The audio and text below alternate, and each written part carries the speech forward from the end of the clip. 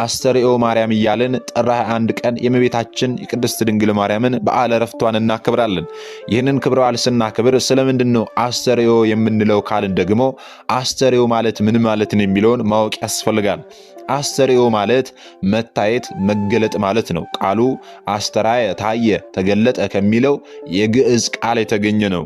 ታዲያ ጌታችን መድኃኒታችን ኢየሱስ ክርስቶስ በገባው ቃል ኪዳን መሰረት በሥጋ የተገለጠበት ወይም ደግሞ የታየበት አንድነቱንና ሶስትነቱን የገለጠበት ወቅት ነው ይህ ወቅት ማለት ነው። ምክንያቱም ከልደት በዓል ጀምሮ እስከ ጥር መጨረሻ ድረስ ያለውን ሙሉ ለሙሉ ቤተክርስቲያናችን ዘመነ አስተርእዮ በማለት ትጠራዋለች ማለት ነው። ስለዚህ ከልደት በዓል ጀምሮ እስከ ጥር ድረስ ያለውን በሙሉ ዘመነ አስተርእዮ በመባል ይታወቃልና የእመቤታችን የቅድስት ድንግል ማርያም በዓለ ዕረፍቷም በዚህ በዘመነ አስተርእዮ ውስጥ ስለሚከበር ይህ ክብረ በዓል የእናታችን በዓለ ዕረፍት አስተርእዮ ማርያም ተብሏል ማለት ነው። ታዲያ ዕድሜዋ 64 ዓመት በደረሰ ጊዜ ጥር 21 ቀን በዛሬው ዕለት መድኃኒታችን ኢየሱስ ክርስቶስ እልፍ አእላፍ መላእክትን አስከትሎ ቅዱሳንን አስከትሎ ወደ እርሷ መጣ።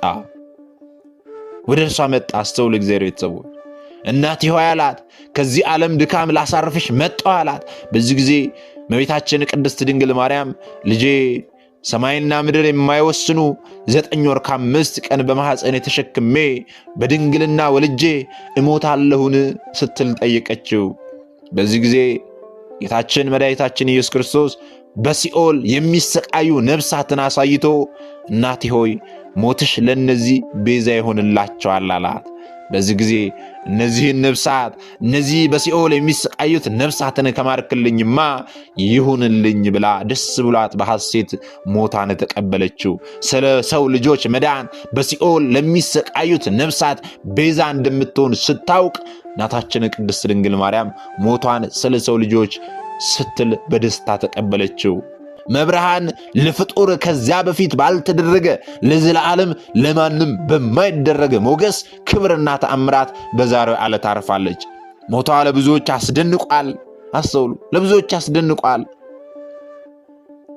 ስለዚህ እመቤታችን ቅድስት ድንግል ማርያም በዛሬው ዕለት ያረፈችበት ዕለት ስለሆነ ነው የምናከብረው።